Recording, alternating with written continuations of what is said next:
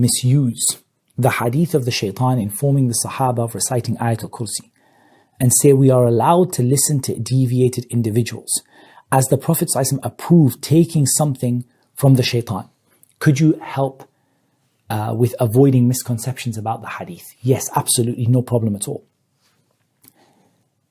In reality, we didn't take reading Aytul Kursi from the Shaytan, nor did Abu Hurairah radiyallahu anhu. In reality, the sunnah of the Prophet ﷺ is made up of, for this purpose of this question, three things. Things the Prophet said, sallallahu alaihi wasallam. Things the Prophet did, sallallahu alaihi wasallam.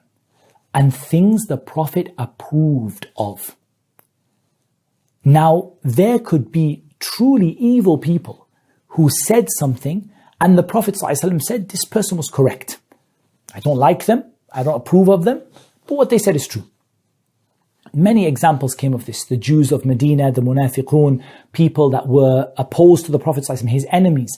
But if they said something true and the Prophet ﷺ said, it is true, then this becomes a sunnah.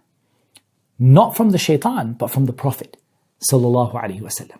So the reality of reading Aytul Kursi is that this is a sunnah taqririyah, which means that it's something the Prophet sallallahu alaihi wasallam approved of.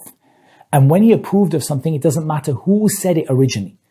Sahabi, or even an enemy, or even a Jew, or a Christian, or even the Shaytan.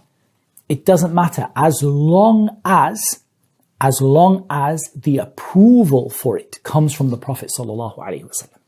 And that's why if you see what Abu Hurairah did, you see this meaning.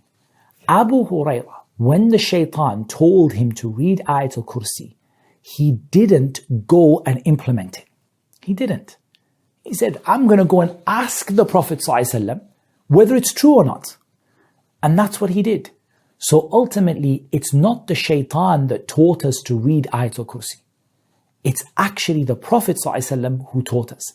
The fact that the original news of it came from the Shaytan doesn't mean that it's okay to take knowledge from the Shaytan.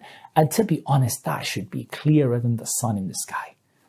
And anyone who really believes that it's okay to take knowledge from the Shaytan, I mean really, and you have to be seriously missing something in your understanding of Islam to believe that it's okay to take knowledge from the Shaytan.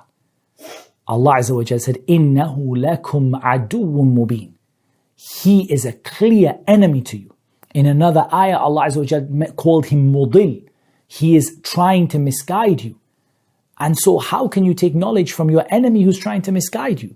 Allah said, إِنَّ الشَّيْطَانَ لَكُمْ عَدُوٌ فَاتَّخِذُوهُ عَدُوًّا. The Shaytan is an enemy for you, so take him as an enemy.